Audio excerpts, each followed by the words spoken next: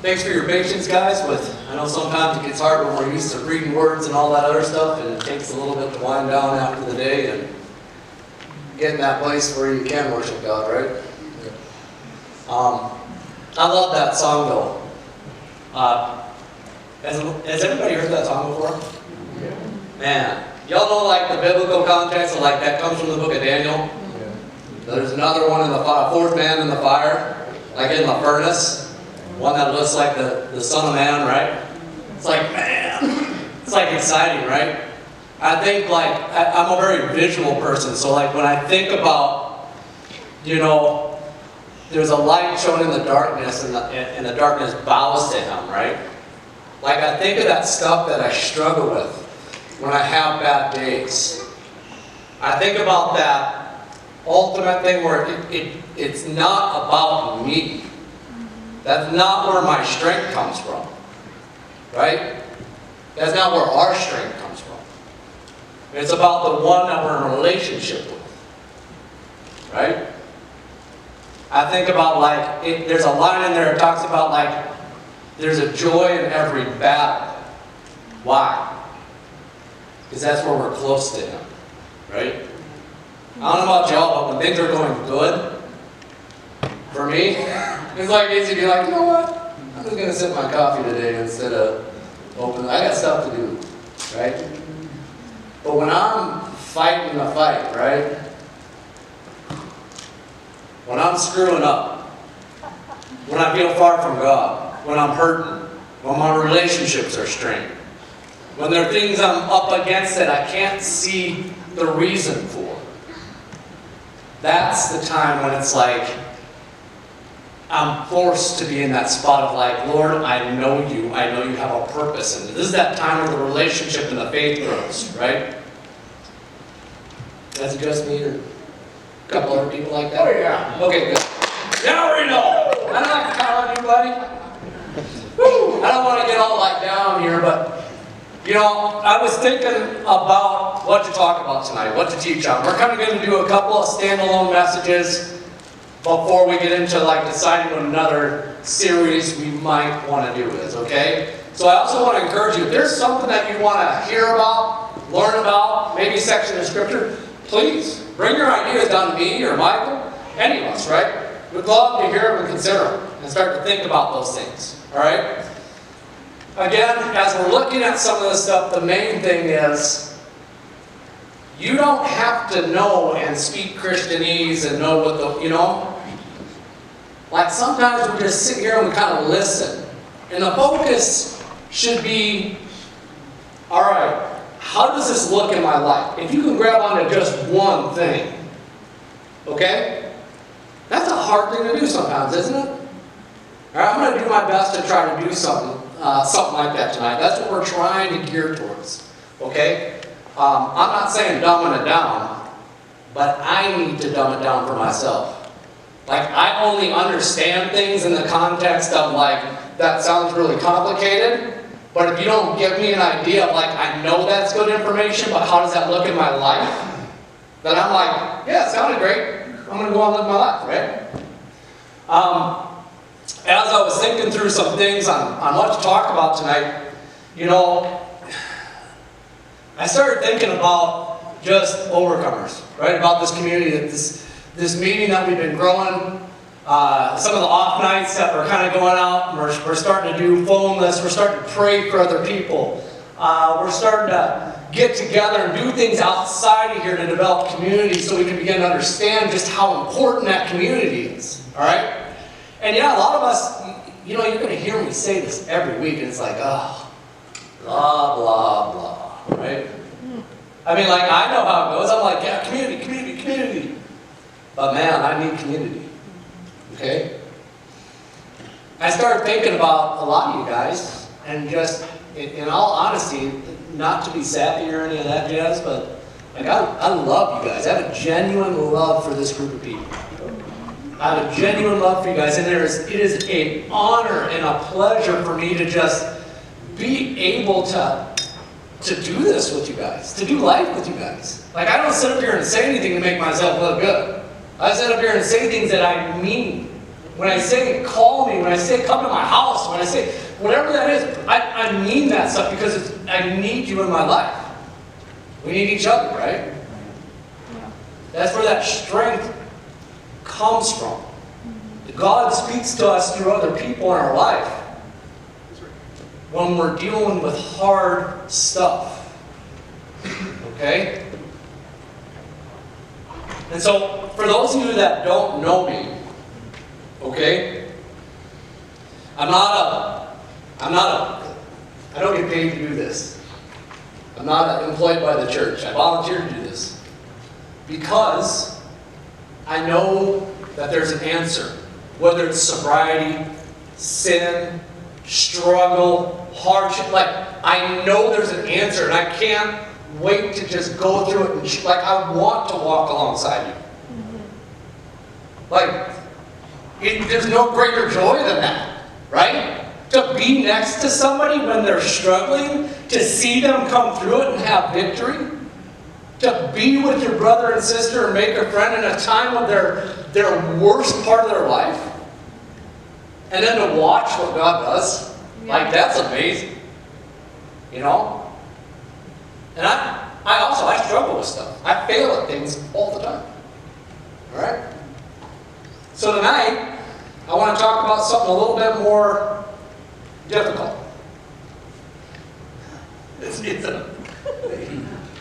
Listen, nobody throw stuff at me, okay? Not as quick as I used to be.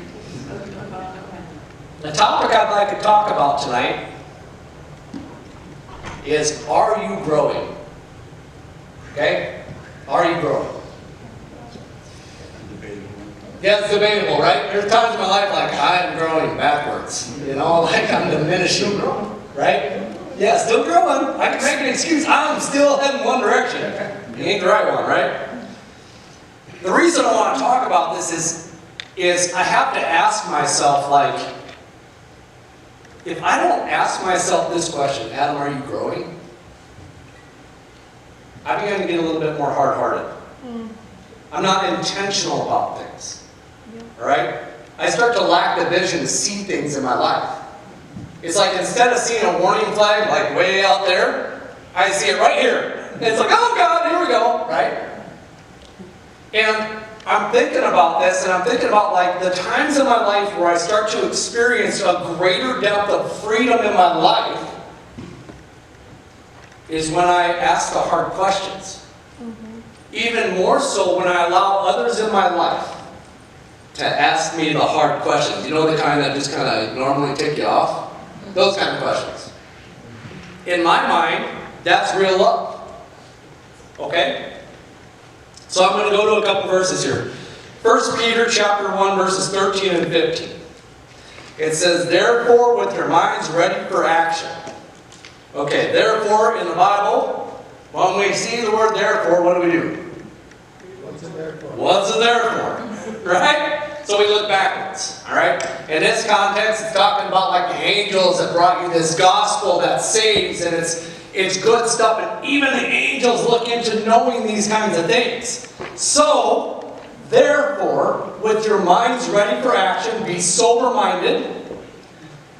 Interesting, in the book of Peter, 1 Peter, he also uses sober-minded. Be sober-minded and alert when talking about the enemy that's against you.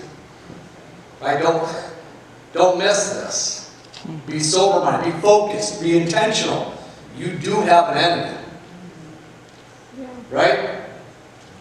It says, be sober-minded and set your hope completely on the grace to be brought to you at the revelation of Jesus Christ.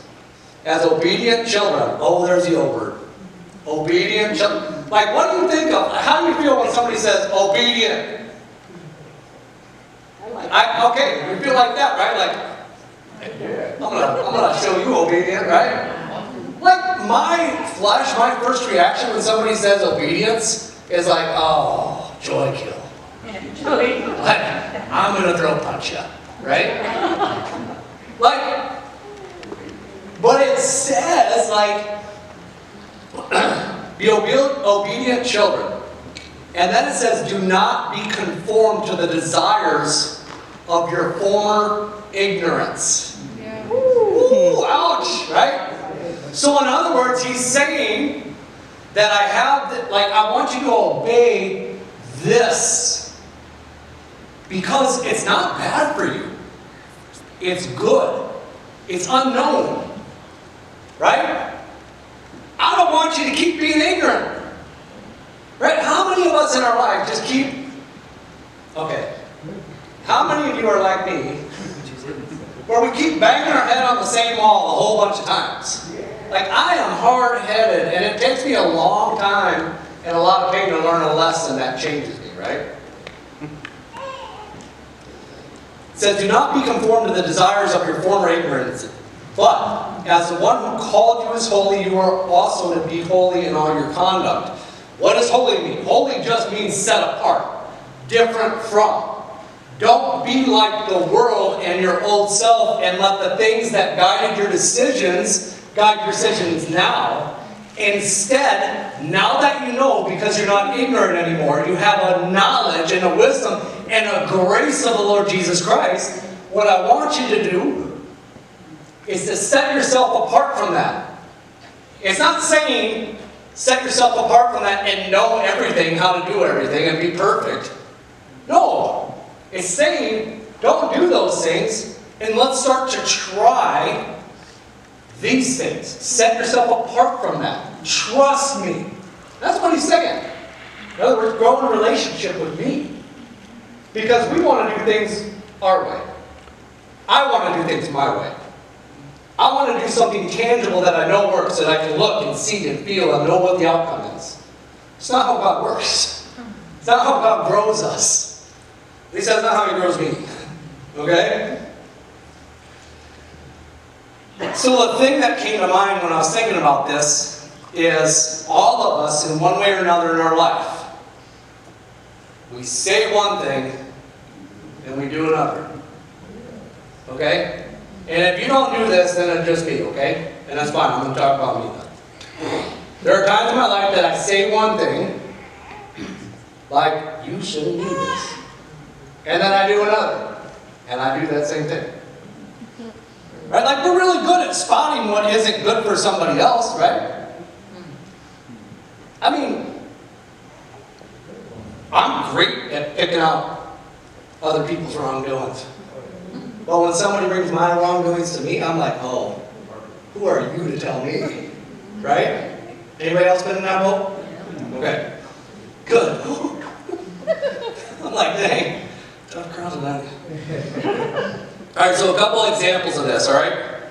I'm going to talk about one that everybody hates to talk about because it always is a gut punch. And I'm going to talk about it from my perspective that happened in my life, okay? Sex. Okay? I just said sex in church. Here we go. So in other words, I remember when I got saved. Okay, Dana and I were dating at the time. I think we actually got engaged right around that same time. And we were doing things like you do in every relationship, right? I was a drug addict, alcoholic. She was a drug addict, alcoholic. We were met in AA and in sobriety and went through all sorts of crud, right? We got blended family stuff. We got crazy stuff. We got the way that you show me love is what? Sex. Otherwise, I must not matter. Okay? But what was crazy is that when I got saved, I mean, I had these miraculous things. I mean, I'll sit down and tell you about it sometime. These miraculous things began to happen. I mean, no doubt that this stuff was real. It was unbelievable. I was experiencing the presence of God and all these other things. And I was living with Dana, and we had her 2 children there, and I'm just like, I love God. Hey, let me pray for you. I'm going all over the place. I'm just like, I'm not even struggling with addiction anymore. I'm just like, woo, Jesus, Jesus, Jesus. And then I'm going home and sleeping with Dana. Right? I mean, that's for like old time stuff, right? That's not today. Not true. Not true. But here's the thing. One day, it just happened to be the very day that Dana got saved. And I believe I had the opportunity to baptize her. It was awesome. One of the best days of my life. the guy who led me to Christ, he calls me up. He's like, hey, Adam, we need to meet. Sweet, man. 6 a.m. Perkins, great. We sit down. I'm like, hey, how you doing? He looks at me. He's like, well, I got to talk to you about something. And he says, you should not be living with Dana. Y'all ain't married. He asked me, he's like, how's abstaining going? And I'm like, what? What are you talking about? Right? And he leans in and he starts to tell me, he wasn't judging me. What I know now in hindsight, I'll just break it a little bit, is that he was saying these things that he didn't want to have to be in the position to do. But because he cared about me, he was having a difficult conversation with me. How I responded to this conversation? Get the heck out of here. I knew all this stuff was fake and blah, blah, blah, blah, blah, and yakety schmacky and whatever, right? I was ready to quit church. Right? However, a couple of different things happened. Long story short, I won't go into it. The Lord answered another prayer and I went home and I moved out that day. And I didn't want to hear the answer, but I moved out. That step of obedience, in doing it, I didn't know what that was about. I didn't even know how to do that in a relationship. But after our first year of marriage, looking back, I saw the reason why. The hardships that we would endure. Dana and I both talk about how if we wouldn't have taken that step of obedience that neither one of us wanted to do, trusting in something that we couldn't see or see the reason for, just that, hey, this might be a good idea, we probably wouldn't be married today. And I gotta tell you, that first year of marriage, we'll both tell you, that first year of marriage for us, that was horrible. It was horrible. Like, if this is what marriage is, we don't want to do this anymore. But what's crazy is, statistically speaking, we had a 0.08% chance of lasting more than like a year or something, or 5 years, I can't remember. Every year after that, our marriage has gotten exponentially better. The favor of the Lord has brought us through hard times that we couldn't even see coming. Even in different curveballs that he throws our way. I can confidently say that my marriage to Dana today is better than it was last week. It's the best that it's ever been. The Lord gave me the things that I always craved, but I was afraid to say. Right? I didn't understand the why, but I didn't need to. All I need to do is trust in something that I couldn't see or hear, right? So I use one of the biggest examples, sex, right? But there's other things. Lying, stealing, cheating, wrong motives, right? I used to work at Teen Challenge as a chaplain. And I'm one of these kind of no-nonsense guys. I love the guys. I care about the guys. It's a great pleasure of mine to just be in their life. But these guys would go out sometimes, like a lot of us, even not just in Teen Challenge, and they would do things like get contraband.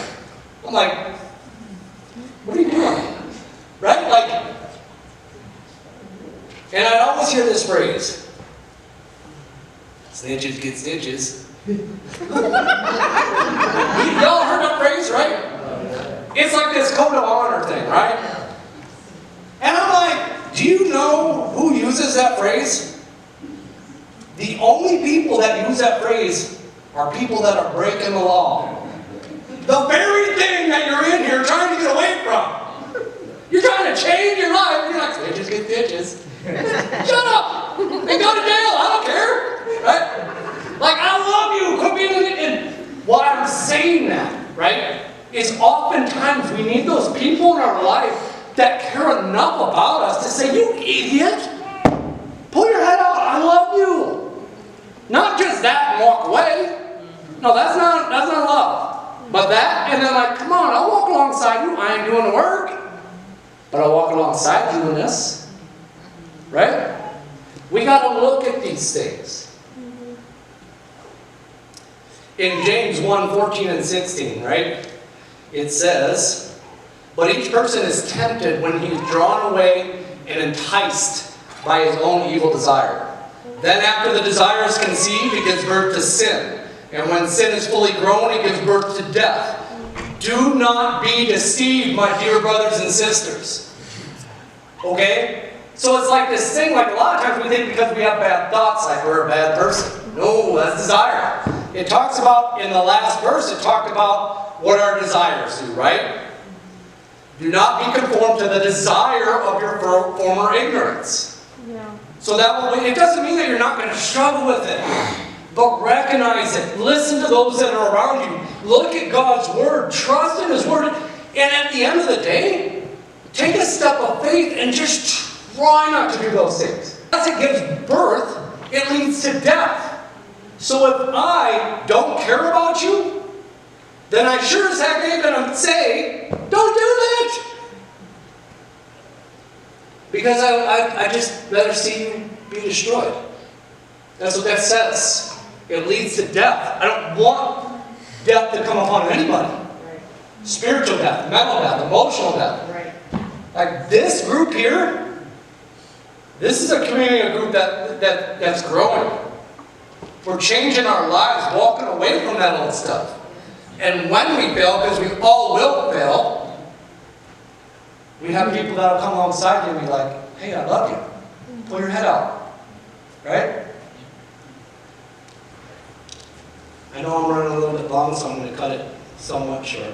Okay? There's a whole set of verses in 2 Peter, verses 1 through 3, and I call it the faith ladder. All right? What we see is that God has given us every precious gift to discern these things and do these things. In other words, we're not alone. And then it gives us a step-by-step of how to grow. Right? It talks about, in verses 3 through 10, it talks about just trying to be good. For this very reason, make every effort to supplement your faith with goodness, goodness with knowledge, knowledge with self-control. So like each one of these things is a growth thing. It's not like you just got to grow in being like a perfect Christian. Just start trying to be good. And then after you start doing okay at good, start growing in your knowledge of what helps you be good. And then after that, start to practice that so you can do it for long periods of time. Endurance. Instead of running back to our same thing every time that we get scared. At the end of the day, what I'm talking about is the thing that keeps you from growing, that keeps me from growing, is fear. Fear of responsibility, maybe. Fear of being disliked or hated. Fear of suffering. Fear of the unknown. I do not know what it looks like to live a life like that without this little thing that makes me feel better temporarily. Man, that's some scary stuff, right? Mm-hmm. So ultimately, my question to you as we break into groups here quick tonight is I want you to talk about what is it in your life? What are you fearful of that incapacitates you? In other words, what stops you from growing? Are you one of those like me, when something goes wrong, you're like, I ain't gonna look at that. Right? That's what I do. So when I hear myself like do this, I'm like, oh man, I better look at that. Okay?